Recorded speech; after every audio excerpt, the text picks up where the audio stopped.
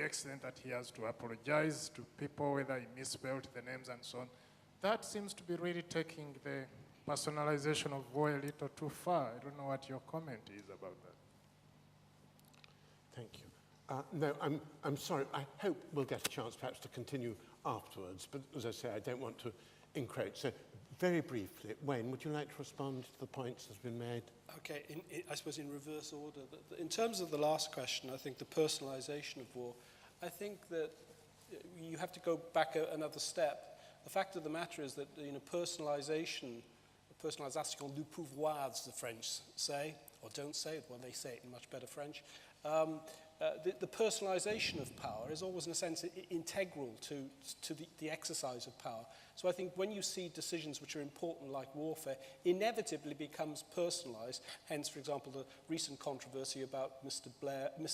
Brown and Mr. Cameron lining up to have their shots by the poppies, which was rather sick. But I think the dangers of democracy are always the power becomes personalised.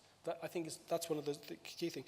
To take the issue up of groupthink, yeah, there are ways of dealing with groupthink, and I think there are protocols to put in place. The most obvious protocol that was put in place a long time ago by the Catholic Church is called the devil's advocate. In other words, you have within the decision-making process somebody who is questioning decisions.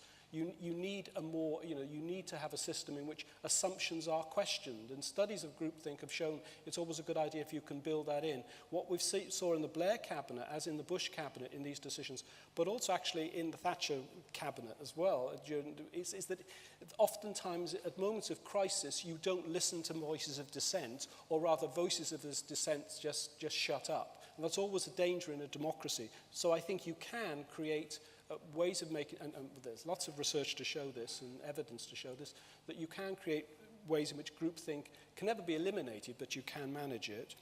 Then the penultimate point about trust. Yes, I think not just in war exposes some of the problems.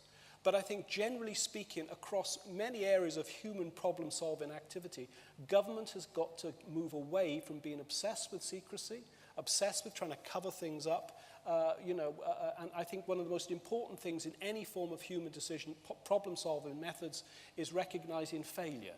But the instinctive in politics, if you have a failure, you cover it up. In every other area of human activity, like design, you learn from failure.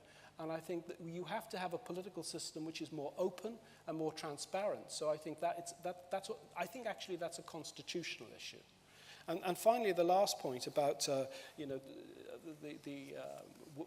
wait for Obama. Well, I suppose you could say that's just realpolitik. The fact of the matter is that's the senior partner. But yes, I think the fact of the matter is if people are saying, well, are these decisions being made by us in our country, by our Prime Minister and our Cabinet?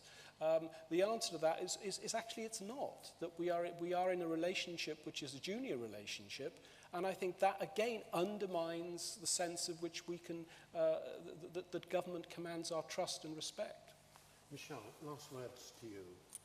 Well, I was just going to say, I suppose I do feel quite cynical about it because I think that I don't know what regulatory mechanisms you could put in place that would sort of control those interest groups, and the fact that decisions are taken on such a sort of cynical political way, when in fact they are probably the most important ethical issue any politician is going to have to deal with.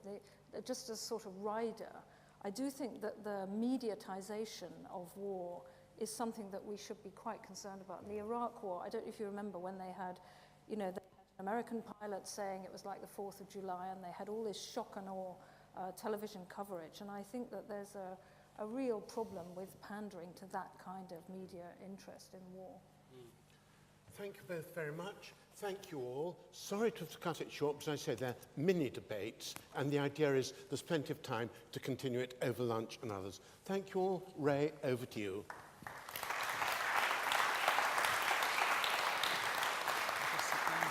Absolutely.